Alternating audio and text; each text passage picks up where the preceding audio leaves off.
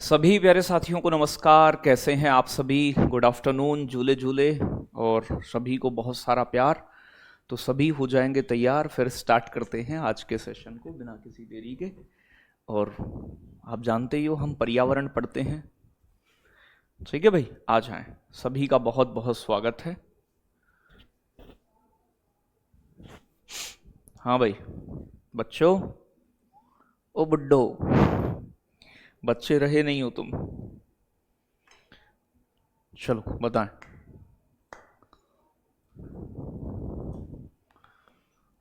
प्रियंका तिवारी हैं, सभी का स्वागत। कल्लू भाई झांसी वाले, जय भवानी भाई, अभिमन्यु हैं, इंद्रजीत पासवान, जय भीम मेरे दोस्त। चलो आ जाओ, नमस्ते, राधे राधे।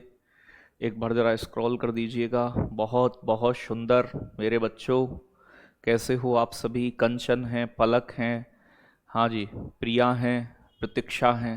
कितना प्यारा नाम है, प्रतीक्षा है। प्रिया, प्रतीक्षा, रिंकी, खुशबू, बदबू। बदबू कौन है भाई? ये नो बदबू, बदबू नहीं चलेगी। दिलीप भाई हैं, हाँ, नम्रता हैं, प्रिया सोलंकी हैं, और भी नसरीन बानो हैं, स्वाति हैं, सुमित हैं, स्नेहा हैं, नीलम हैं, शिल्पी हैं। बहुत प्यारे प्यारे बच्चे हैं। How are you? I am बहुत बहुत फाइन। आज हम पढ़ेंगे एटमॉस्फेयर के बारे में। देखो बेटा, ये हमारी पृथ्वी है। अब ये मत कहना गुरुजी हमारी भी यही है, तुम्हारी भी यही है, हमारी भी यही है, हम सबकी यही है। तो ये हमारी पृथ्वी है। जी सर। देखो पृथ्वी ना, ये जो पृथ्वी है हमारी अर्थ, पृथ्वी के चारों ओर वायु पाई जाती है। ठीक है भाई, ठीक है भाई। वायु, वायु क्या है? वायु एयर। और देखो एयर में और हवा में और पवन में भी अंतर होता है। हवा के पास डायरेक्शन है तो उसे विंड बोल देते हैं, पवन बोल देते हैं। तो हमारी पृथ्वी के पास आसपास बहुत सारी गैसों का एक लेयर मिलती है, आवरण मिलता है, इसे वायुमंडल कहते हैं। तो भैया हमारी पृथ्वी के चारों ओर क्या पाया जाता है? एटमॉस्फेयर, वायुमंडल। वायुमंडल कंबल की तरह काम करता है पृथ्वी को गर्म रखने के लिए। वायुमंडल क्या होता है? वायुमंडल में अलग अलग प्रकार की गैसें, डस्ट पार्टिकल, जलवाष्प। तो ये वायुमंडल जो है, बेसिकली वायु की बात करूं मैं आपसे, एयर की, तो ये मिक्सचर ऑफ गैसेस है, मतलब गैसों का मिश्रण ही वायुमंडल है। तो वायु किससे बनी है? विभिन्न गैसों का मिश्रण है, मिक्सचर ऑफ गैसेस। तो गैसों का मिश्रण ही मेरे प्यारे बच्चों क्या कहलाता है? वायुमंडल। अच्छा एक बात बताओ, हमारी पृथ्वी अपने अक्ष पर भी घूमती है लट्टू की तरह, और ये सूर्य के चारों ओर परिक्रमा भी करती है। अब मान लो बहुत तेज गति से कर रही है, ये वायुमंडल चिपका रहता है। जैसे जस्ट लाइक आप देख रहे हैं, ये मेरा मार्कर है और मार्कर से ये एक प्यारे बच्चों प्लेट चिपकी हुई है लोहे की। ऐसे मैं इधर उधर घुमा रहा हूं तो किधर जा नहीं रही है, ऐसे ऐसे ऐसे ऐसे ऐसे घूम रही है। तो वायुमंडल जस्ट लाइक ये, बिल्कुल सुनील कुमार का नाम है, ज्योति पांडे। बेटा अपने कोई भाई के नाम से, कोई हस्बैंड के नाम से आप नाम, मेरा नाम ले लो। बेटा मैं नाम जपने नहीं आता हूँ। शुरू में ये एक फर्ज बनता है, मैं आया नाम ले लिया। अब नाम लेने की क्लास में अलग से 500 रुपए का कोर्स निकालूंगा, उसमें नाम लिया करूंगा। पढ़ने की जगह तुम्हें जो नाम ले लो मेरा पिंकी। तो बेटा हमारी पृथ्वी कितनी भी तेज घूमती है इधर उधर, ये वायुमंडल ऐसे मानो एकदम शादी करवा दी हो, है? शादी हो जाती है ना तो एकदम चिपक जाते हैं, फिर दूर नहीं जाते हैं एक दूसरे से। जन्म जन्म का साथ है तुम्हारा हमारा। सबका दिख रहा है, सब कुछ दिख रहा है, लेकिन पढ़ाते समय पूरी क्लास में मैं इस चीज पे गौर नहीं करूंगा। जे बताओ, वो बताओ, मेरा नाम लो, बता दूंगा, पढ़ लो चुपचाप। 5 मिनट शुरू के खराब कर सकते हैं, लेकिन पूरी क्लास डिस्टर्ब हो, यू नो, अंडरस्टैंड केयरफुली। तो बेटा हमारी पृथ्वी के चारों ओर किसकी? हमारी पृथ्वी के पास ग्रेविटी है, चुंबकीय बल एक तरीके का। गुरुत्वाकर्षण इन गैसों को, डस्ट पार्टिकल को, जलवाष्प को अपने साथ जोड़े रखता है। तो वायुमंडल किसके कारण जुड़ा हुआ है बेटा? वायुमंडल गुरुत्वाकर्षण ग्रेविटी के कारण पृथ्वी के साथ जुड़ा रहता है, भागती नहीं है ये वायु, पृथ्वी के साथ जुड़ा रहता है। अब देखो वायुमंडल का ऐसे नहीं है ये, जैसे मतलब समझो आप भावनाओं को कि वायुमंडल का कुछ काम होता होगा तभी वायुमंडल है। जीवन में कुछ भी है ना, जैसे हमारी गुड़ियाएं हैं, ये आईब्रो दी हैं ईश्वर ने तुम्हें प्यारी प्यारी तलवार जैसी, एकदम कतरवा देती हैं इन्हें। जाके पार्लर जाके आई हूं, हाँ 30 रुपए खर्च किए हैं, 30 रुपए में ही होता है अब तो मुझे भी पता चल गया है। हाँ हाँ ठीक है चलो चुप पढ़ो, अब देखो मैं अपने आप पढ़ाऊंगा अच्छे से। इनके भी रोल है, हमारे नाक में बाल होते हैं उन्हें भी काट देते हो आप। अब ऐसा भी ना हो कि नाक से बाहर यहां तक बाल आ रहे हैं तो वो भी अच्छा नहीं है, ठीक है भाई। तो ये वाला मामला, ठीक है, तो वो भी जरूरी है, नाक में डस्ट पार्टिकल ना घुसे इसलिए। शरीर पर कहीं भी बाल हैं कुछ भी है हमारे शरीर में, पूंछ नहीं थी काम में नहीं लेते थे, पूंछ हमारी लुप्त हो गई, जैसे यूज ना लो वो लुप्त हो जाता है, ठीक है भाई। चलो बहुत बढ़िया, तो ये बातें समझ में आई। अब देखो वायुमंडल बेसिकली किस चीज से मिलके बना है। वायुमंडल में बहुत सारी गैसेस मिलती हैं, ठीक है, अलग अलग प्रकार की, नाइट्रोजन, हाइड्रोजन, ठीक है भाई, ये सब। जलवाष्प मिलती है, जो हम पानी हमारा वाष्प में गैस में बदल के चला जाता है तो उसी से तो बादल बनते हैं। और बहुत सारे डस्ट पार्टिकल मिलते हैं, मतलब छोटे छोटे धूल के कण भी पानी में मौजूद रहते हैं, ठीक है भाई, बहुत बढ़िया। आप मैम को साथ लेकर जाते हैं, मैं आज तक बेटा पार्लर के मैंने शक्ल ना देखी है, कपड़े दिलवाने नहीं जा पाता हूं मैं। अब तुम्हें लगता है सुबह 8 बजे आके रात 11 बजे तो ऑफिस से ही निकलते हैं, 9 बजे आके, तो 9 से 11 ऑफिस, तो फिर रात में कौन सा पार्लर वालर ऐसे नहीं जाते। वे पता तो है ही, मैं बेटा पृथ्वी पे ही रहता हूं। अब देखो हम जो रहते हैं पृथ्वी की सतह, ये पृथ्वी की सतह है यहाँ पपड़ी जैसी, हम इसी पर रहते हैं। गुन्नू, मुन्नू, चंपू, काजल, पिंकी, टिंकी, राहुल, सोनू, मोनू, कलुआ, सब। कल्लू भाई बुरा नहीं मानना है, आ जाता है बीच बीच में आपका नाम। तो वायुमंडल की देखो ये वायु है पूरी की पूरी, आप देखोगे तो ये नीचे क्षोभ मंडल है, पहली परत जो सबसे नजदीक है, फिर इसके ऊपर आती है समताप मंडल परत, फिर आती है मध्य मंडल परत, फिर आती है प्यारे बच्चों ताप मंडल थर्मोस्फीयर, फिर आती है बहिर्मंडल। तो वायुमंडल की इन 5, देखो सबसे ज्यादा वायु नीचे होती है, ऊपर जैसे जैसे जाओगे वायु कम होती जाती है, क्योंकि ग्रेविटी चुंबक नजदीक ज्यादा काम करती है। तो 5 परतों में बांटा गया है टेम्परेचर और रेनफॉल की वजह से। बहुत बढ़िया, ठीक है भाई, चलो पढ़ेंगे अब एक बार साथ साथ मेरे जी। अब वायुमंडल में बहुत सारी गैसेस हैं, कौन कौन सी गैसेस हैं, जैसे कि एक आपने सुना होगा N2 नाइट्रोजन, ठीक है भाई, नाइट्रोजन गैस ये एटमॉस्फेयर में लगभग 78% सबसे ज्यादा मिलती है नाइट्रोजन। ये किन के लिए जरूरी होती है, पौधों के लिए जरूरी होती है सबसे जरूरी। लेकिन पौधे सीधे नाइट्रोजन नहीं लेते, फिर क्या लेते हैं सर, पौधे नाइट्रोजन को नाइट्रेट के फॉर्म में रिसीव करते हैं। जब नाइट्रोजन चक्र बताएंगे ना तब और भी बताएंगे, नाइट्रेट के रूप में लेते हैं, ठीक है भाई। तो पौधे किस रूप में लेते हैं, नाइट्रेट के रूप में, डायरेक्ट यूज नहीं करते। फिर आती है दूसरी महत्वपूर्ण गैस जिसे बोलते हैं O2। O2 प्राण वायु है, हमारे लिए जरूरी है, हमें ना मिले O2 तो एकदम कतई बेटा प्राण पखेरु उड़ जाएंगे।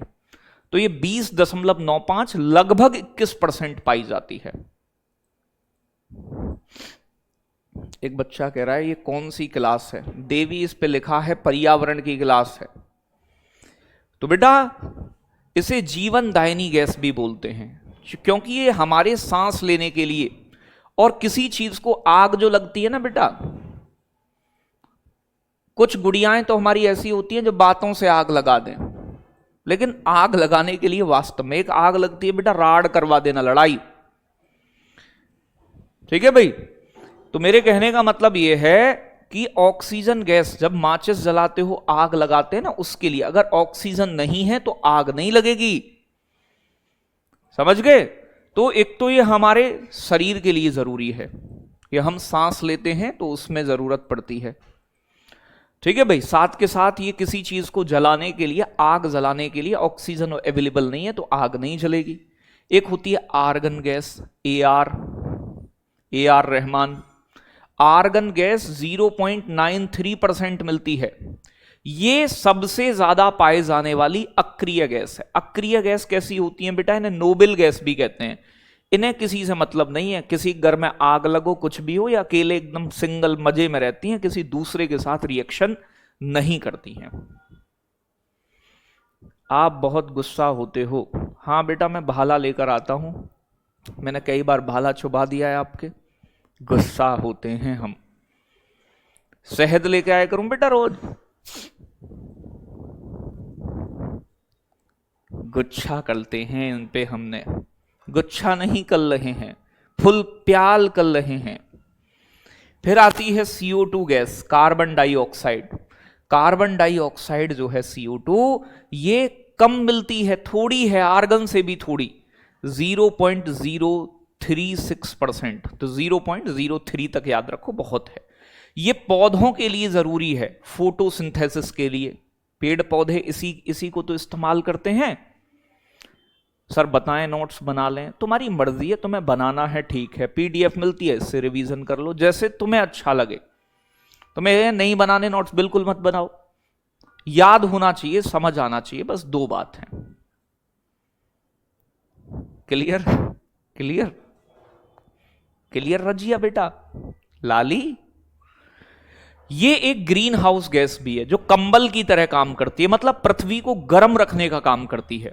और अगर ये ज्यादा हो जाए तो ज्यादा गर्म, मान लो जैसे फॉर एग्जांपल अभी आप हल्का कपड़ा ओढ़ते हो, लेकिन मैं आपके ऊपर भारी कंबल डाल दूं, गर्मी लगेगी, एकदम पसीना में हो जाओगी, दिक्कत हो जाएगी बेटा। तो बातें समझ में आ गई? तो ये ग्रीन हाउस गैस भी है और प्लांट्स को फोटोसिंथेसिस के लिए भी रिक्वायरमेंट होती है।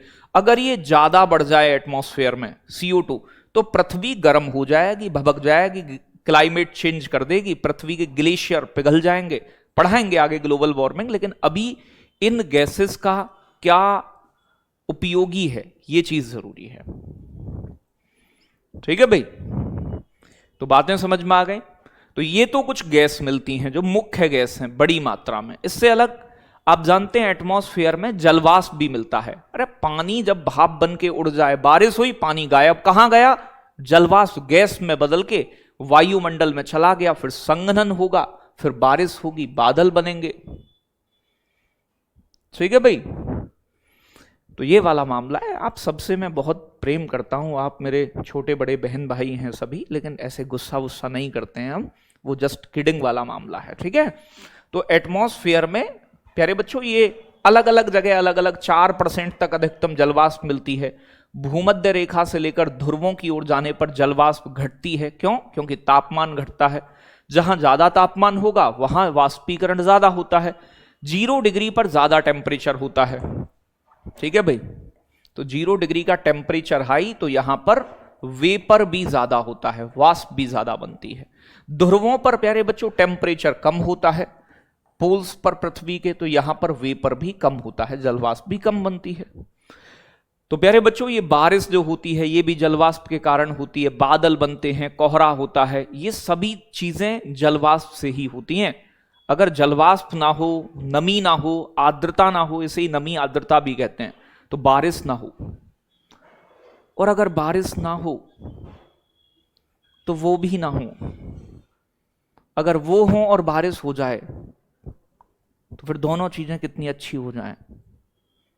लेकिन बेटा बारिश बहुत अच्छी नहीं होती है। जिनके पास अपने पक्के मकान है बेटा उन्हें तो पता है, लेकिन जो गरीब लोग हैं वो कितने परेशान हो जाते हैं।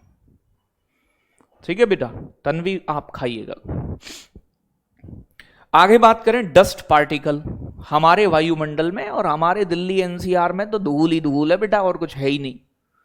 गाजियाबाद दुनिया की सबसे प्रदूषित राजधानी बना है। हमारे वायुमंडल में छोटे छोटे कण होते हैं जो तैरते रहते हैं। एक होता है PM, particulate matter, particulate matter धूल का कण है जिसका आकार 2.5 माइक्रोमीटर से कम होता है। इसे PM 2.5 कहते हैं, प्रधानमंत्री नहीं। पर्टिकुलेट मैटर, ठोस धूल का कण, यह सबसे खतरनाक और नुकसानदायक होता है। ठीक है भाई, सबसे खतरनाक मामला है इसका। ये हमारी नाक में घुस जाएगा, फेफड़ों में जम जाएगा जाके, फिर हमें दमा, अस्थमा, दुनिया भर की बीमारी हो जाएगी, समझ लो, टेंशन हो जाएगी, हमें मर जाएंगे हम जल्दी। तो प्यारे बच्चों, धूल के कण एक तो कंडेंसेशंस में, मतलब संघनन होने में मदद करते हैं, जिससे बादल बनते हैं। ठीक है जी। ये सूर्यास्त और सूर्योदय के समय आकाश का लाल और नारंगी रंग जो दिखाई देता है, वो प्रकाश के प्रकीर्णन के कारण, ये धूल के कण पर जब लाइट पड़ती है ना, तो उस प्रकाश को फैला देते हैं, जिसके कारण लाल या नारंगी जो सूर्य का कलर दिखाई देता है, वो इन डस्ट पार्टिकल के कारण। ये तो कोई विशेष रूल नहीं है। क्वेश्चन कैसे बनते हैं? प्रगति, तुम थोड़ा सा बेटा पेशेंस रखो, सभी रखो। हर चैप्टर के बाद मैं क्वेश्चन करवाता हूं, पहले पढ़ाई दूं। आधे तो बिल्कुल चटके हुए हैं। एक निधि PDF कहां मिलेगा? ऑफिस का नंबर दिया है यार, तुम बार बार क्लास डंडा कहां मोटा करो मैसेज। तुम पढ़ने पे ध्यान ना, फिर समझ में नहीं आया, बता रहा हूं बेटा। हद हो रही है बिल्कुल। जो शुरू नहीं हुई क्लास, रोना पीटना, क्या ही मास्टर बनोगे तुम भाई।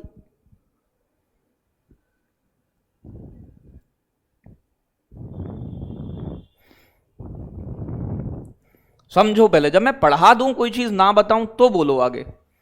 क्लास शुरू हुई, रोना पीटना शुरू है यार, सोचना चाहिए थोड़ा सा। इधर आओ प्यारे बच्चों। अब देखो, हमारा जो पृथ्वी है, हमारी पृथ्वी के चारों ओर बहुत सारी वायु है।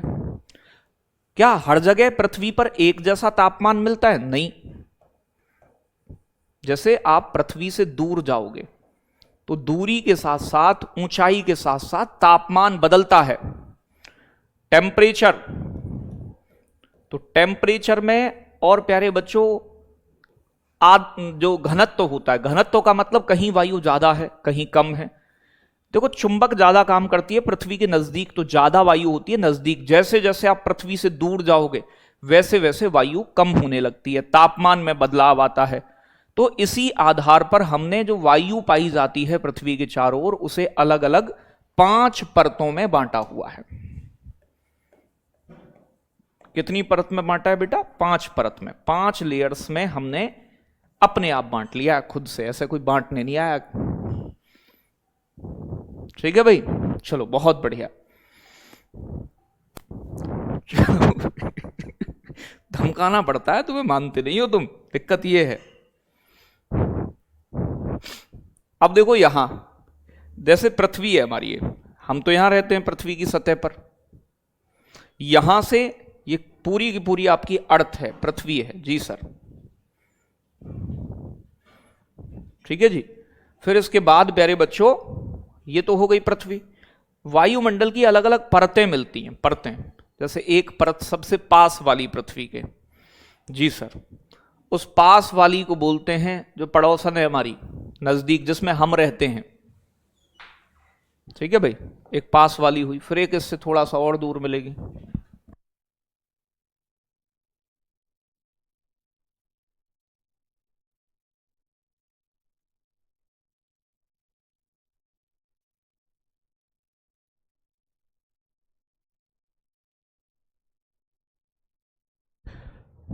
ठीक है बेटा, इसी प्रकार से 5 परतें फैली हुई हैं।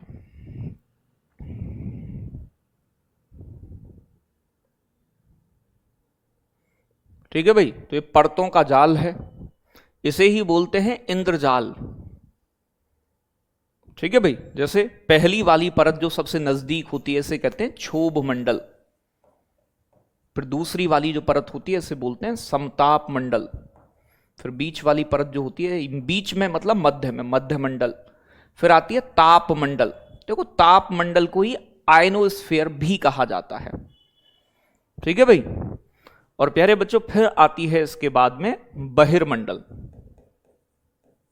बहिर्मंडल सबसे बाहर वाली परत। तो क्षोभ, समताप, मध्य, ताप, ताप को ही आयन भी कहा जाता है, इसका निचला हिस्सा आयन मंडल कहलाता है।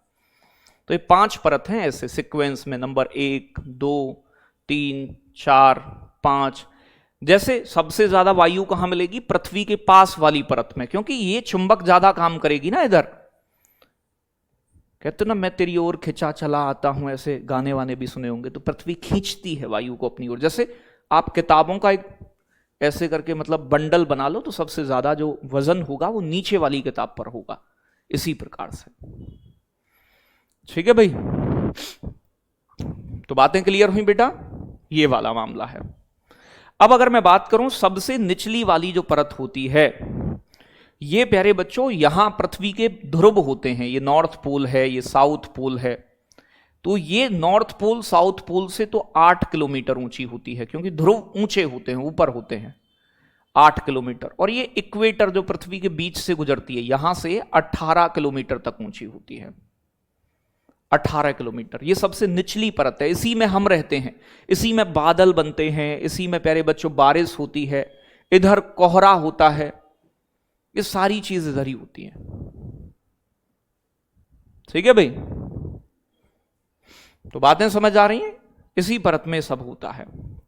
जैसे हमने स्टार्टिंग में दिखाया भी था कि ये हमारी पृथ्वी है, तो पृथ्वी पर जो सबसे निचली वाली परत है, ये क्या है? क्षोभ मंडल, सबसे नीचे।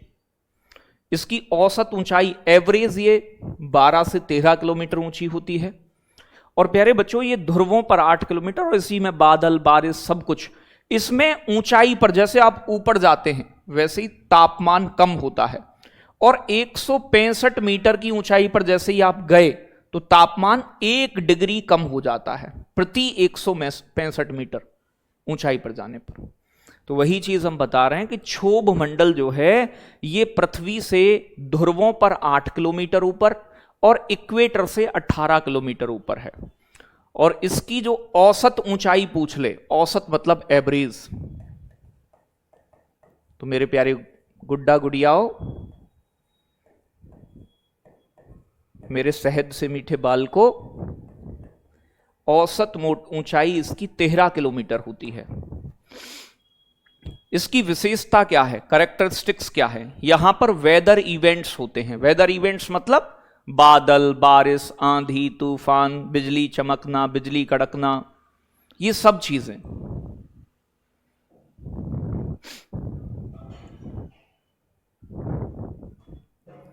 गलती से तुम मेरे साथ ऑफलाइन पढ़ते ना, एकदम इतने प्यार से पढ़ाता मैं तुम्हें, गले लगा लगा के। जितने बात करने वाले हैं ऐसी गुड़ियाओं से तो मुझे बहुत प्यार है। मैं इन्हें सम्मानित करना चाहता क्लास में साइड में बुला के। तो मैं तो बेटा मैं कहूंगा भारत रत्न छोड़ो, नोबेल पीस प्राइज मिलना चाहिए तुम्हें। एक तो होता है जुबान से बोलने में तो हुई, मैसेज टाइप करने में बड़ी तेज हो तुम। हाँ बेटा बिल्कुल आएंगे अनुष्का, बुलाना तू। तो जितनी भी वेदर इवेंट्स होते हैं बेटा, बादल, बारिश, आंधी, ये सब इधर ही होते हैं। दूसरा इसमें तापमान, तापमान जो है वो घटता है, जिसे बोलते हैं नॉर्मल लैप्स रेट, ताप की घटाव दर। ऊंचाई पर जाने पर 165 मीटर ऊंचाई पर जाओगे तो कितना कम हो जाएगा? 1 डिग्री तापमान कम, यानी कि 1 किलोमीटर पर 6.5 डिग्री तापमान गिर जाता है। तो 1 किलोमीटर की ऊंचाई पर 6.5 डिग्री मतलब 165 मीटर पर 1 डिग्री तापमान कम हो जाता है। मुझे ही मैनेज करना पड़ेगा, तुम ना मानो। ये पर्यावरण के लिए जरूरी है, क्योंकि यहीं पर जीवन संभव है। हम भी इसी परत में रहते हैं, सांस इसी परत से लेते हैं, इसीलिए। और इसकी जो ऊपरी हिस्सा होता है, देखो ये परत है ना, परत परत जहां पर 2 परतें मिलती हैं। जैसे यहां क्षोभ मंडल खत्म हो रहा है तो अगला शुरू होगा समताप मंडल, तो ये तो बाउंड्री होती है, इसे क्षोभ सीमा कहा जाता है। तो क्षोभ सीमा किन दो? समताप मंडल और क्षोभ मंडल के बीच में, तो इसे क्षोभ सीमा कहते हैं। तो क्षोभ मंडल सबसे निचली परत है। तो हमने क्या बताया? ये वायुमंडल की सबसे निचली परत, हम इसी परत में रहते हैं।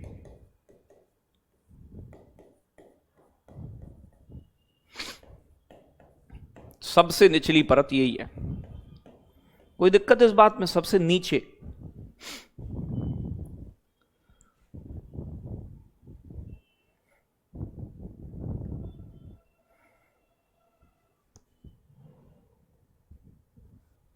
दूसरी परत की बात करें, क्षोभ मंडल के ऊपर जो परत होती है बेटा, समताप मंडल। समताप मंडल में दो चीजें बड़ी महत्वपूर्ण है। समताप का मतलब है तापमान समान रहता है इसमें। ये लगभग 50 किलोमीटर की ऊंचाई तक पाई जाती है, 50 किलोमीटर की ऊंचाई तक। प्यारे बच्चों, इसमें एक तो O3 यानी कि ओजोन की लेयर पाई जाती है, ओजोन की परत, और इसमें किसी प्रकार की मौसमी घटना नहीं होती। तो इसमें हवाई जहाज, एरोप्लेन उड़ते हैं इसमें, क्योंकि मौसम तो यहां खराब होता है। हवाई जहाज चलाने वाले को बेटा ऐसे देखने की भी जरूरत पड़ती है, बादल आ जाए, कोहरा आ जाए, तो एरोप्लेन जो है वो क्रैश हो सकता है। ठीक है भाई। तो हम कहां रहते हैं? हम तो रहते हैं क्षोभ मंडल में, ट्रोपोस्फियर में। ट्रोपोस्फियर से ऊपर आती है समताप मंडल, जिसे स्ट्रेटोस्फियर कहते हैं अंग्रेजी में। इसकी ऊंचाई 50 किलोमीटर है, तो 12 किलोमीटर के बाद 50 किलोमीटर तक यही मिलती है। इसकी विशेषता क्या है? यहां ये आइडियल फॉर फ्लाइंग, यहां मौसम बिल्कुल साफ रहता है, बादल बारिश नहीं होती। इसलिए जो हवाई जहाज उड़ते हैं, एरोप्लेन्स, वो किस परत में उड़ते हैं? तो सही जवाब होगा सर, समताप मंडल में रहते हैं। तापमान लगभग समान होता है। ठीक है भाई। ओजोन लेयर बेटा, ओजोन की परत, तो ओजोन परत इसी में पाई जाती है 20 से 30 किलोमीटर की ऊंचाई पर। ठीक है भाई, ओजोन की परत। अब देखो, ओजोन की परत को पृथ्वी का प्रोटेक्शन शील्ड कहा जाता है, पर्यावरण के लिए बहुत महत्वपूर्ण है। तो ओजोन परत जो है ये सूर्य से आने वाली हानिकारक पराबैंगनी किरणें, अल्ट्रावायलेट रेज को रोकती है, और पृथ्वी पर स्किन कैंसर, मोतियाबिंद, तो ओजोन परत जो है बेटा किसको रोकती है? यूवी रेज को आने से रोकती है, अल्ट्रावायलेट रेज। और यूवी रेज से हमें क्या होता है? स्किन कैंसर, मोतियाबिंद जैसी बीमारियां हो जाती हैं, इनसे बचाती है। भैया देखो, हाथ जोड़ रहा हूं मैं, तुम्हारे बीच में बात मत किया करो। लास्ट में मैं 5 मिनट में आपकी समस्याएं सुनूंगा, ठीक है? तो लास्ट के 5 मिनट में पूरा दिक्कत आपको होगी, समझ नहीं आएगा, पूरी क्लास को समझ में आएगा, आपको नहीं आएगा, इसका मतलब फिर मैं आप कितना भी कैंपे करना, फिर मैं नहीं बताऊंगा, फेल हो जाओगी, एक टैग लग जाएगा, टेट पास नहीं हुआ। तो इसीलिए हम आपको बता रहे हैं, याद रखिएगा।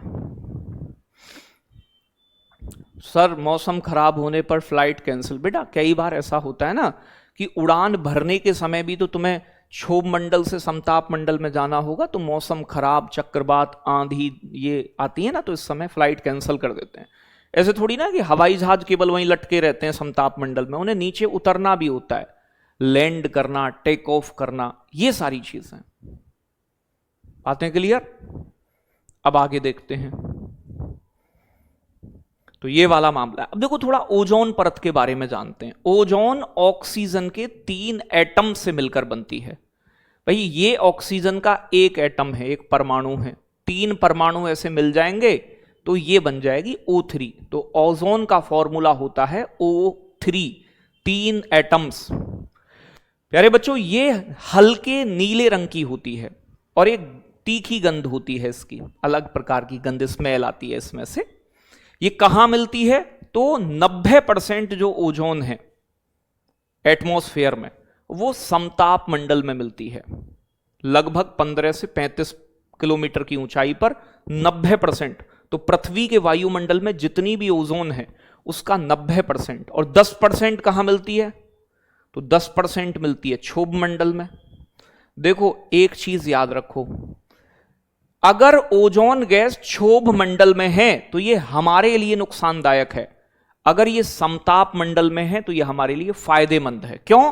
क्योंकि समताप मंडल में तो यह अल्ट्रावायलेट रेज को पृथ्वी पे आने से रोकती है, लेकिन अगर यह क्षोभ मंडल में हमारे आसपास है तो यह हमारे स्वास्थ्य के लिए नुकसानदायक होती है। ठीक है भाई, बातें क्लियर हो रही हैं बेटा? तो अगर ओजोन, तो ओजोन क्षोभ मंडल वाली जो है ना 10%, इसे बोलते हैं बैड ओजोन। और 90% जो समताप मंडल में, इसे बोलते हैं गुड ओजोन, क्योंकि ये अल्ट्रावायलेट रेज और ये प्रदूषण करती है, नुकसान देती है।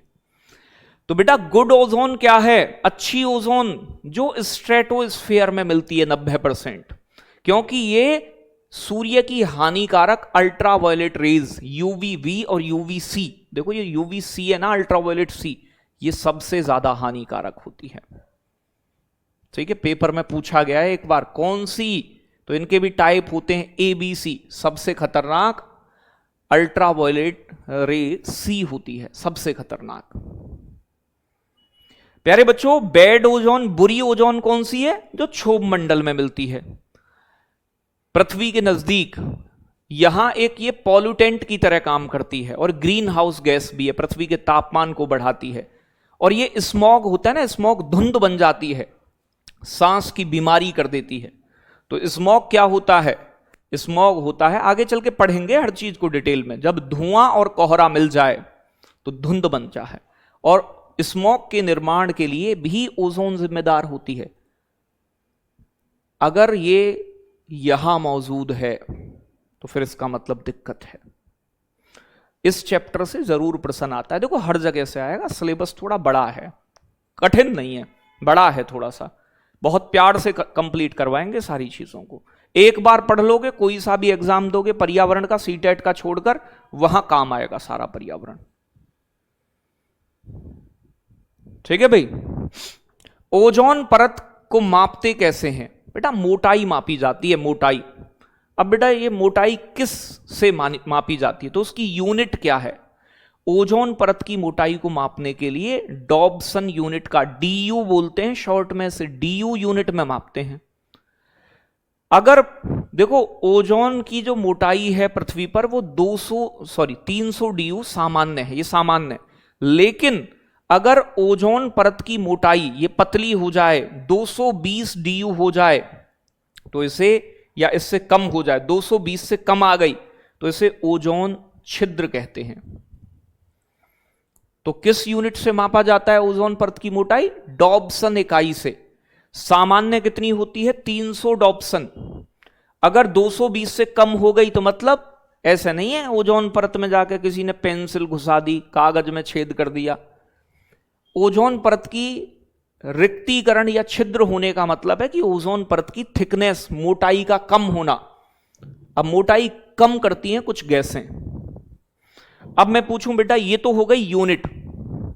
जैसे फॉर एग्जांपल तापमान को मापने की इकाई डिग्री सेल्सियस, फ़ारेनहाइट, केल्विन आपने पढ़ी है, लेकिन तापमान मापने का यंत्र थर्मामीटर होता है। ऐसे ही ओजोन परत को मापने का इंस्ट्रूमेंट कौन सा है? यंत्र, तो उसे बोलते हैं स्पेक्ट्रोफोटोमीटर।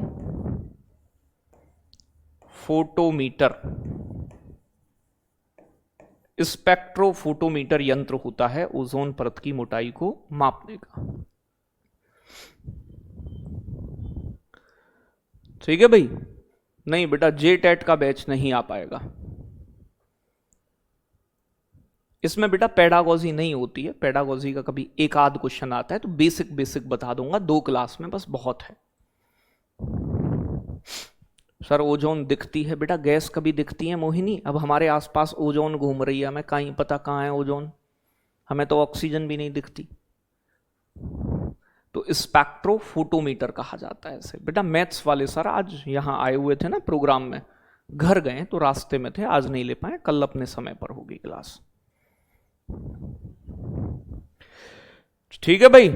अब देखो ओजोन परत जो कमजोर हो रही है उसे क्या कहते हैं? तो जो पदार्थ ओजोन परत को नुकसान पहुंचाते हैं, उसकी मतलब ओजोन की थिकनेस को, मोटाई को कम करते हैं, उन्हें ओजोन ओडीएस कहते हैं, ओजोन डिप्लेटिंग सब्सटेंस। मतलब जो ओजोन परत की मोटाई को, इनमें सबसे मेन जो है वो सीएफसी गैस है, इंपोर्टेंट, यही पूछी जाती है पेपर में ज्यादा। सीएफसी गैस को कहा जाता है क्लोरोफ्लोरोकार्बन गैस। ये सबसे बड़ा कारण है। इस गैस का उपयोग एसी में, जो ठंडे करने वाली चीज है, रेफ्रिजरेटर, फ्रिज और बड़े बड़े जो एयर कंडीशनर होते हैं, एरोसोल में, होता था। ठीक है भाई, CFC में मौजूद होती है क्लोरीन, क्लोरीन का एक परमाणु जो ओजोन के 1 लाख अणुओं को नष्ट कर सकता है। तो CFC गैस ही, याद रखना है कि CFC ओजोन परत को नुकसान पहुंचाती है। ठीक है भाई, बेटा अभी EVS की 3-4 क्लास हुई, अभी निकली कहां, 3-4 दिन तो पढ़ाया ही है अभी। ठीक है भाई, इससे अलग हेलोन्स, देखो ये कम इंपोर्टेंट है, ये ज्यादा, जो ज्यादा इंपोर्टेंट होगा मैं बता दूंगा। जो अग्निशमन फायर इंस्ट्रूमेंट्स होते हैं उनमें यूज किया जाता है, ये भी नुकसान पहुंचाता है। हेलोन्स भी नुकसान पहुंचाते हैं, जो आग बुझाने वाले यंत्रों में इस्तेमाल होते हैं। Carbon tetrachloride, methyl chloroform, nitrous oxide, ये नुकसान पहुंचाती हैं, लेकिन पूछा एग्जाम में यही जाता है, तो और बाकी के चक्कर में पढ़ने की कोई जरूरत नहीं है। ठीक है भाई, बहुत भोले हो तुम सब, मेरे भोले बाबा, इतनी सीधी गुड़ियाओं का उद्धार करो। सीधी तो ना हो तुम बेटा, तुम बेर बेच दोगी अपनी अपनी सासुओं पे। खोजो, खोज की बात करूं बेटा, खोज। ओजोन छिद्र को पहली बार किसने देखा? तो 1985 में ओजोन छिद्र को देखा था जोसेफ फोरमैन नाम के वैज्ञानिक ने, और उनके साथ उनकी ब्रिटेन की टीम भी थी। पहली बार ये ओजोन की कमजोर होती परत कहां देखी गई? पृथ्वी के दक्षिणी ध्रुव पर, अंटार्कटिका महाद्वीप पर देखी गई। प्यारे बच्चों याद रखिएगा, ओजोन परत सबसे ज्यादा नुकसान कब पहुंचता है इसे? बसंत ऋतु में, यानी कि सितंबर अक्टूबर के महीने में। ठीक है भाई, और इसमें प्यारे बच्चों एक होते हैं समताप मंडलीय बादल, जो इसे कम होने में भूमिका निभाते हैं। तो सबसे ज्यादा नुकसान वसंत ऋतु में होता है। जोसेफ फोरमैन ने और उनकी टीम ने पहली बार ओजोन छिद्र को देखा था। ठीक है भाई, तो कोई दिक्कत हो, परेशानी हो तो बताएं बेटा। डॉप्शन, जैसे तापमान को मापने के लिए डिग्री सेल्सियस एक यूनिट है, लंबाई को मापते हो किलोमीटर मीटर में मापते हो। ओजोन परत की मोटाई को मापने के लिए डॉप्सन यूनिट इस्तेमाल होती है। मोहम्मद फरहान, तेरी गुद्दी पे ऐसा मारूंगा कि गुद्दी है तेरी हिला दूंगा मैं। 250 घंटे हो गए हैं, क्यों कर दें भाई? कॉपी पेस्ट करे जा रहा है, सुनने कोई तैयार नहीं है, हैं? ऑफिस में बात कर, कोई दिक्कत है तो बैच से रिलेटेड, पढ़ाने पर यहाँ समस्या है तो वो बता, बैच बदल दो, ये कर दो। सुनने को तैयार नहीं है, 1.5 घंटा हो गया है।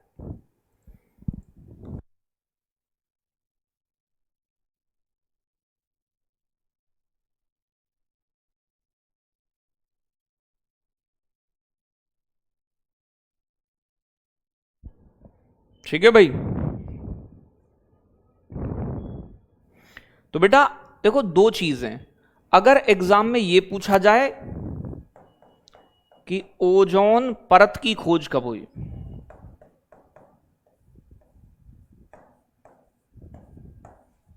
यह अलग प्रश्न है। तो ओजोन परत को खोजा गया था 1913 में, कि ओजोन नाम की कोई परत भी मिलती है। 2 फ्रांस के वैज्ञानिक थे, इनका नाम था प्यारे बच्चों चार्ल्स फैब्री और हेनरी बुइसन। तो फ्रांस के 2 वैज्ञानिक,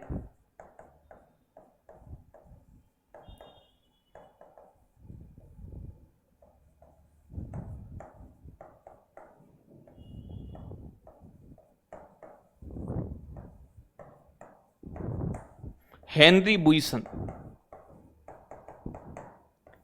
इन्होंने तो ओजोन की परत को पहली बार देखा, लेकिन ओजोन की परत कमजोर हो रही है, उसमें छिद्र हो रहा है, ये कमजोर होना देखा जोसेफ फोरमैन ने पहली बार। दोनों चीजों में अंतर है। ठीक है भाई, तो याद रखना है। अब अगर मैं बात करूं बेटा, ओजोन अगर परत की कमजोर हो रही है, इससे क्या दिक्कत होगा?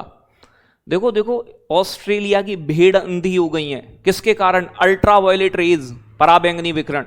अगर हमारा शरीर, इंसान, जानवर अगर अल्ट्रावायलेट रेज के संपर्क में आएंगे, ओजोन परत कमजोर होगी तो हमें स्किन कैंसर, ये सबसे ज्यादा पूछा जाता है कि कौन सी बीमारी हो सकती है। मोतियाबिंद, आंखों से संबंधित समस्या हो सकती है। हमारी इम्यूनिटी सिस्टम खराब हो सकता है, रोगों से लड़ने की क्षमता कमजोर हो सकती है। ठीक है भाई, बातें क्लियर हैं? अगर मैं बात करूं बेटा पर्यावरण पर क्या प्रभाव होता है, तो महासागरों में जो समुद्री के अंदर फाइटोप्लंक्टन समुद्री घास होती है, जैसे इंसानों के लिए जमीन पर पेड़ पौधे हैं, वैसे समुद्र में छोटी मछलियां खाती हैं फाइटोप्लंक्टन, ये नष्ट हो सकते हैं और समुद्र की फूड चेन डिस्टर्ब हो सकती है। एग्रीकल्चर पर क्या इफेक्ट होता है, पौधों की ग्रोथ रुक सकती है और फसल प्रोडक्शन जो है वो कम हो सकता है, तो पौधों की वृद्धि को रोक देता है। बाकी बहुत सारी चीजें देखने को मिलता है।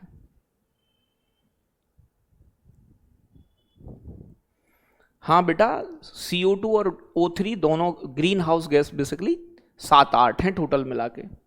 ओजोन भी ग्रीन हाउस है, CO2 भी ग्रीन हाउस है, नाइट्रस ऑक्साइड भी ग्रीन हाउस है, क्लोरोफ्लोरोकार्बन भी ग्रीन हाउस है, बहुत सारी है। ग्रीन हाउस पढ़ाएंगे तो उसके बारे में बताएंगे।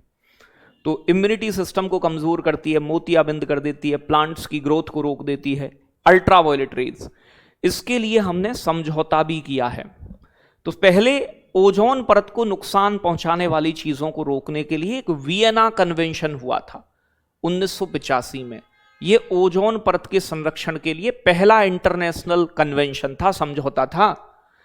लेकिन इसमें कुछ हुआ नहीं, बाध्यकारी नहीं था, कोई मानो ना मानो तो ये पूछा भी नहीं जाता है पेपर में। तो लेकिन ये पूछ ले कि पहला समझौता कौन सा हुआ, तो वियना कन्वेंशन। बाध्यकारी का मतलब है ये फोर्सफुली लागू नहीं होता था। ठीक है भाई। फिर इसके बाद इसी वियना कन्वेंशन के आधार पर बनाया गया मॉन्ट्रियल प्रोटोकॉल 1987 में। ये वेरी इंपॉर्टेंट है पेपर के लिए। मॉन्ट्रियल समझौता ये कब साइन किया गया, 16 सितंबर को। इसीलिए हर साल 16 सितंबर को ओजोन दिवस मनाते हैं। देखो, जहां जितनी चीज गहराई में पढ़ना जरूरी है वहां मैं खुद बता के चलूंगा आपको। ठीक है भाई, उसमें तुम्हें तंग नहीं होना है। और ये लागू कब से हुआ, 2 साल बाद 1989 में लागू हुआ। ये क्या करता है, तो जो ओजोन को नुकसान पहुंचाने वाले सब्सटेंस हैं, जैसे विशेषकर मुख्य गैस है CFC, इसके प्रोडक्शन और इसके कंजम्पशन को पूरे तरीके से खत्म करना था कि हम जो AC फ्रिज हैं इनमें सब में ना तो हम CFC गैस बनाएंगे और ना AC फ्रिज में, रेफ्रिजरेटर में इनका उपयोग करेंगे। ठीक है, जिससे कि ओजोन परत को नुकसान ना पहुंचे। ये है, ये प्यारे बच्चों एक बाध्यकारी संधि थी। बाध्यकारी मतलब जो सबको मानना ही पड़ेगा, जो भी साइन करेगा वो देश। प्यारे बच्चों, फिर इसमें एक संशोधन किया गया 2016 में मॉन्ट्रियल प्रोटोकॉल में। इसे कहा जाता है किंगाली अमेंडमेंट या किंगाली संशोधन 2016। ये मॉन्ट्रियल प्रोटोकॉल के अंदर, प्रोटोकॉल क्या होता है, एक नियम बना दिया गया। ये कागज मैं नियम बना दूं कि भाई क्लास में बात नहीं करेंगे, लास्ट के 5 मिनट बात होंगी, जो बात करेगा उसे 5-7 घूंसे खाने पड़ेंगे। अब तुम सब ने इस पर साइन कर दिया कि हम तैयार हैं गुरु जी, जैसे कहोगे आप कूट लेना, हमें कोई दिक्कत नहीं, हम बात नहीं करेंगे, लास्ट में ही पूछेंगे। तो ये समझौता है, आप सब ने साइन कर दिए इस पे, तो तुम्हें मानना पड़ेगा। ये कहीं कहीं पर 1987 दिया है, कह तो रहे हैं बेटा 1987 तो लिख रहा है, क्या लिख रहा है लाली।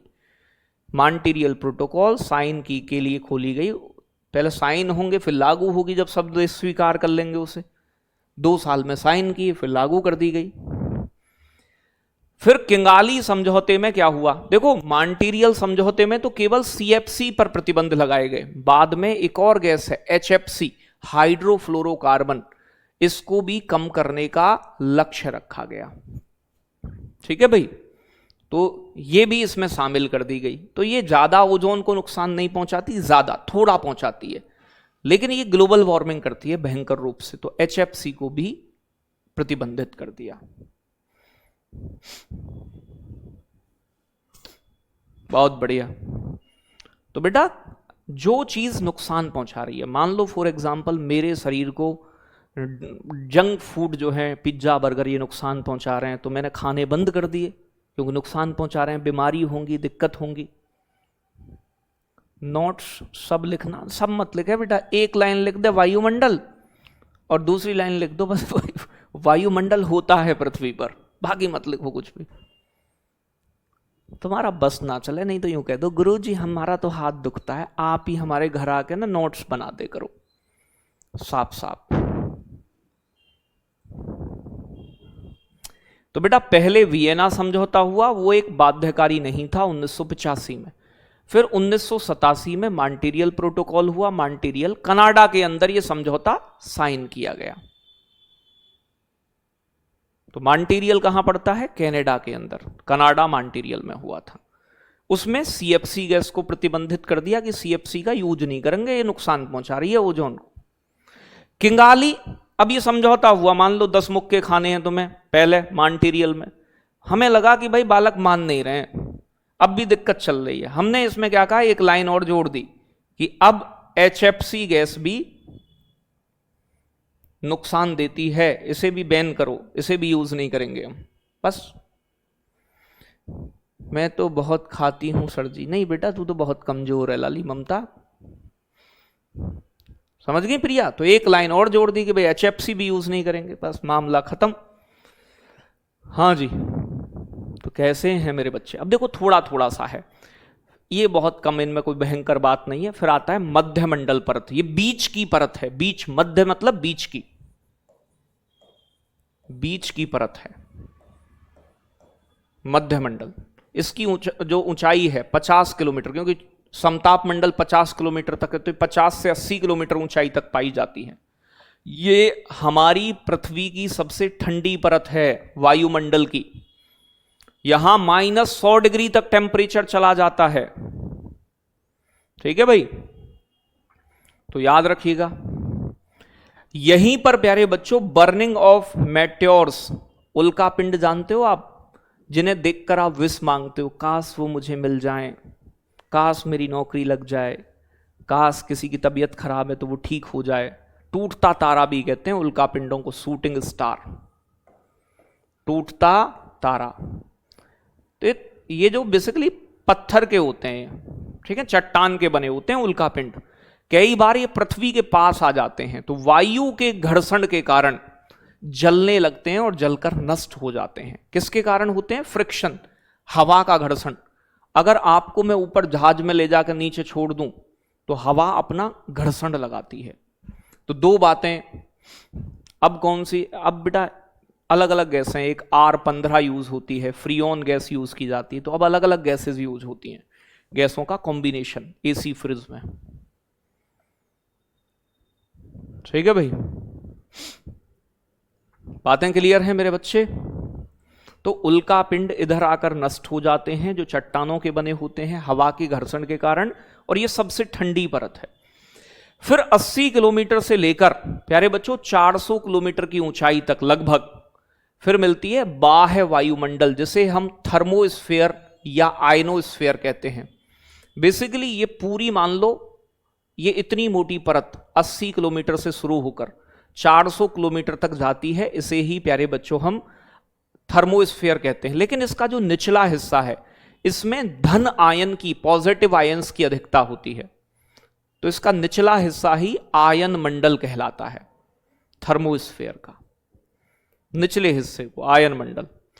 तो यहां पर ऊंचाई के साथ तापमान बढ़ता है, याद रखिएगा। और ये आयन मंडल या थर्म का मतलब थर्मामीटर, ये सबसे गर्म परत है वायुमंडल की, सबसे गर्म परत। यहीं से रेडियो कम्युनिकेशन, जो फोन पर बतलाते हो ना आप, तो मैंने बताया कि यहां पर इलेक्ट्रिकली चार्ज पार्टिकल्स होते हैं, धन आयन होते हैं, तो ये जिन्हें आयंस कहते हैं, जो पृथ्वी से भेजी गई रेडियो तरंगों को वापस पृथ्वी पर भेज देते हैं। अच्छा, बात कैसे होती है? आपका डिश टीवी चलता है, टीवी चलता है, रेडियो चलता है, मोबाइल फोन है, आपने जो बात की ठीक है भाई। आपने फोन से बोला बाबू, बाबू गया नजदीकी टावर के पास, आपकी आवाज वेव वो गई फिर अंतरिक्ष में, कहां? आयन मंडल, आयन मंडल से टकराई, वापस आई, वापस कहां जाएगी? जहां बाबू है। बाबू के नजदीकी टावर ने कैप्चर की और उसके फोन पर भेज दिया। तो वही है। यहीं पर प्यारे बच्चों, इसी परत के अंदर, आयन मंडल के अंदर, थर्मोस्फेयर पर प्यारे बच्चों रंगीन चमकदार लाइट मिलती है ध्रुवों पर, जिन्हें ऑरोरा बोरिलियास। तो ऑरोरा बोरिलियास चमकदार लाइट पड़ती है, ये पड़ती है उत्तरी ध्रुव की लाइट को बोलते हैं ऑरोरा बोरिलियास। बोर कर रही है उत्तरी ध्रुव पर बेटा। और जो दक्षिणी ध्रुव पर पड़ती है ये, इसे ऑरोरा ऑस्ट्रेलियास कहते हैं। तो दक्षिणी ध्रुव वाली लाइट को कहते हैं बेटा ऑरोरा ऑस्ट्रेलियास। ऑस्ट्रेलिया दक्षिणी ध्रुव में आता है ना, ये वाला मामला। थर्मोस्फीयर में कोई दूसरी गैस प्रयोग की जाती है समझौते के बाद। थर्मोफियर क्या होता है भैया? थर्मोस्फीयर तो बेटा यहां गैस कौन सी यूज होगी? थर्मोस्फीयर। कुछ भी लिख रहे हो यार, देख तो लिया करो रामेश्वर पाल जी।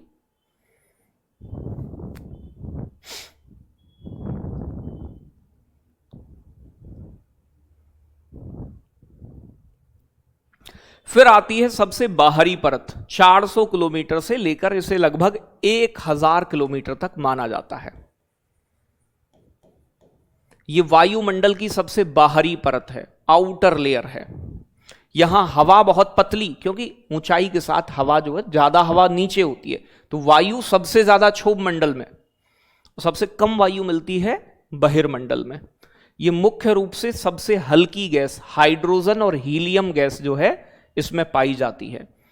अगर मैं पूछूं कि हमारी पृथ्वी पर सबसे ज्यादा गैस कौन सी है, तो ऑक्सीजन के नाइट्रोजन। लेकिन अगर यह पूछी जाए आपसे कि हमारे प्यारे बच्चों, अगर पूछा जाए आपसे कि प्यारे बच्चों ब्रह्मांड में, यूनिवर्स में सबसे ज्यादा गैस कौन सी है, तो ब्रह्मांड में सर्वाधिक पाई जाती है हाइड्रोजन। जितने भी तारे बने होते हैं सब किसके बने होते हैं? हाइड्रोजन के। तो याद रखिएगा, हाइड्रोजन हीलियम जो गैस हैं, इनसे ही तारों का निर्माण होता है। ठीक है भाई।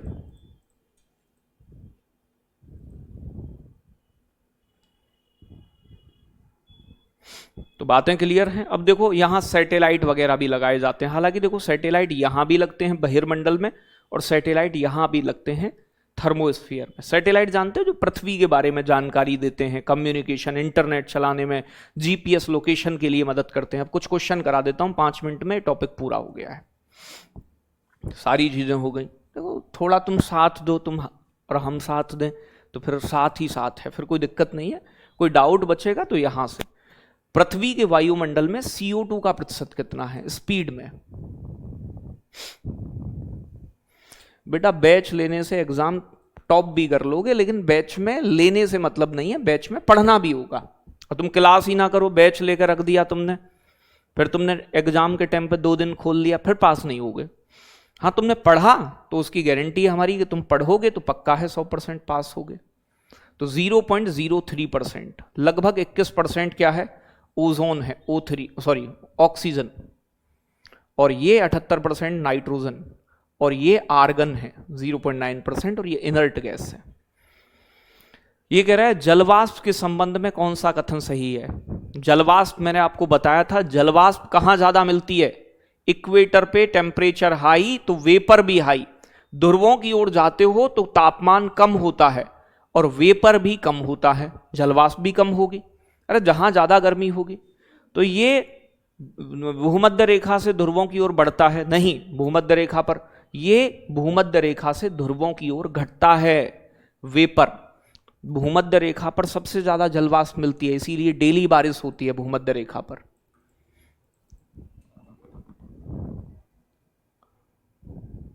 आगे बताएं, सूर्योदय और सूर्यास्त के समय आकाश का रंग लाल या नारंगी किसके प्रकीर्णन के कारण होता है?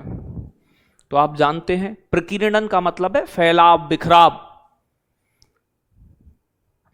तो ये होता है धूल के कण जो होते हैं, एरोसॉल्स, डस्ट पार्टिकल, प्रकाश की किरणों को बखेर देते हैं। इसीलिए आकाश का रंग सुबह शाम में लाल और नारंगी दिखता है। वायुमंडल की किस परत में मौसम संबंधित घटनाएं घटित होती हैं? आंधी, बारिश, तूफान, चक्रवात। तो वायुमंडल की सबसे निचली परत क्षोभ मंडल में, जो कि ध्रुवों पर 8 किलोमीटर और इक्वेटर पे 18 किलोमीटर ऊंचाई पर पाई जाती है। क्षोभ मंडल में सामान्य ताप ह्रास दर क्या है? हम भी क्षोभ मंडल में रहते हैं बेटा। तो क्षोभ मंडल में मैंने आपको बताया था 1 डिग्री तापमान कम हो जाता है। कितने? 165 मीटर पर, या 1 किलोमीटर ऊंचा जाने पर 6.5 डिग्री तापमान कम होता है। तो क्षोभ मंडल में ऊंचाई के साथ तापमान में कमी आती है। सबसे ठंडी परत कौन सी है? मध्य मंडल। समताप मंडल को हवाई जहाज उड़ने के लिए आदर्श क्यों मानते हैं? क्योंकि यहां अच्छा ग्रेविटेशन होता है, तो ग्रेविटेशन तो नीचे ज्यादा होगा। यहां मौसमी घटनाएं और बादल अनुपस्थित होते हैं, बिल्कुल। तो यहां कोहरा, धुंध, बादल ये नहीं होते, इसीलिए यहां आराम से विजुअलिटी अच्छी होती है। इसीलिए ये कह रहा है बुरी ओजोन, बैड ओजोन एक प्रदूषक है और ग्रीन हाउस गैस भी है। ये किस परत में पाई जाती है? मैंने बताया गुड ओजोन किसे कहते हैं? गुड ओजोन है जो समताप मंडल में मिलती है 90%, क्योंकि यह यूवी रेस से बचाती है। बैड ओजोन वो है जो क्षोभ मंडल में मिलती है, निचली परत में है। आगे बताएं, ओजोन परत की मोटाई किस इकाई में मापते हैं? डॉब्सन में। रिएक्टर स्केल तो बेटा भूकंप को बताता है, तो बताएं क्या होगा? ये डेसिबल है, ये ध्वनि की तीव्रता को बताता है, ध्वनि प्रदूषण। नैनोमीटर में नैनो पार्टिकल्स, बारीक कणों को मापा जाता है। डॉब्सन यूनिट, और मापने का यंत्र होता है स्पेक्ट्रोफोटोमीटर। प्यारे बच्चों, क्लोरोफ्लोरोकार्बन में मौजूद कौन सा तत्व ओजोन परत के लिए विनाशकारी है? तो मैंने बताया था आपको, याद करो, कौन सा तत्व मिलता है जो इसके 1 लाख अणुओं को नष्ट कर देता है? तो सही जवाब होगा क्या? क्लोरीन। तो ओजोन में क्लोरीन के परमाणु ओजोन के 1 लाख अणुओं को नष्ट कर सकते हैं। तो ओजोन में, इसमें CFC में होता है क्लोरीन डी। 1985 में पहली बार ओजोन छिद्र की खोज किस क्षेत्र के ऊपर की गई थी? बताएं। तो जोसेफ फोरमैन ने की थी। जोसेफ फोरमैन ने दक्षिणी ध्रुव पर अंटार्कटिका में ओजोन छिद्र पहली बार देखा गया। आगे बताएं, ओजोन क्षरण करने वाले पदार्थ को खत्म करने के उद्देश्य से कौन सी अंतरराष्ट्रीय संधि सफल रही? तो क्योटो प्रोटोकॉल तो बेटा ग्रीन हाउस गैसों को कम करती है 1997 में। वियना 1985 में हुई, लेकिन यह बाध्यकारी नहीं थी, इसलिए सफल नहीं मानी जाती। पेरिस समझौता ये 2015 में हुआ, ये जलवायु परिवर्तन ग्रीन हाउस गैसों से जुड़ा है। 1987 की मॉन्ट्रियल समझौता जो कनाडा में हुआ, मॉन्ट्रियल प्रोटोकॉल के अंतर्गत 2016 में एक संशोधन किया गया जिसे किंगाली संशोधन कहते हैं। और किंगाली संशोधन ने HFC गैस को प्रतिबंधित, तो मॉन्ट्रियल प्रोटोकॉल में तो हुई थी CFC गैस प्रतिबंधित। 2016 में एक किंगाली समझौता हुआ जिसमें HFC गैस को भी प्रतिबंधित कर दिया गया। हाँ बेटा, सभी का कमेंट आ रहा है एकदम। अंतरिक्ष से आने वाले उल्कापिंड किस परत में आकर नष्ट हो जाते हैं? तो बेटा आप जानते हो मध्य मंडल सबसे बीच की परत है, सबसे ठंडी परत है, 50 से 80 किलोमीटर की ऊंचाई तक मिलती है। तो यहीं पर उल्कापिंड आकर जलने लगते हैं, इन्हें आप जानते हो। ये कह रहा है कौन सी परत ऐसी है जो रेडियो वेव्स को, यहां पॉजिटिव आयंस होते हैं, पृथ्वी से जाने वाली रेडियो वेव्स को रिफ्लेक्ट करके वापस भेजती है, जिससे पृथ्वी पर कम्युनिकेशन पॉसिबल हो पाता है। तो सही जवाब होगा आयन मंडल, जो थर्मोस्फेयर का निचला हिस्सा है। तो आयन मंडल, धन आयन। चलो बताएं, वायुमंडल की सबसे बाहरी परत मुख्य रूप से किन गैसों, तो यहां हल्की गैस मिलती हैं। तो इस प्रश्न को आप होमवर्क में बताइएगा। कैसा लगा सेशन ये भी कमेंट, और देखो एक आध चीज में कहीं तुम्हें लगे दिक्कत तो वीडियो को दोबारा भी देख सकते हो आप रिकॉर्डेड, ठीक है। बाकी मेरा प्रयास रहेगा कि आपको मैं अच्छे से समझा के एक एक टॉपिक को कराऊं जिससे कि कोई डाउट आपका ना रहे। बाकी ये मेरा वादा है, आप पढ़ो, ठीक है, एक एक चीज समझ में भी आएगी और आप पेपर में अच्छे से करके भी आओगे। ठीक है भाई, बहुत बहुत धन्यवाद, बहुत सारा प्यार। अगला प्रश्न आगे करेंगे, तब तक के लिए लव यू।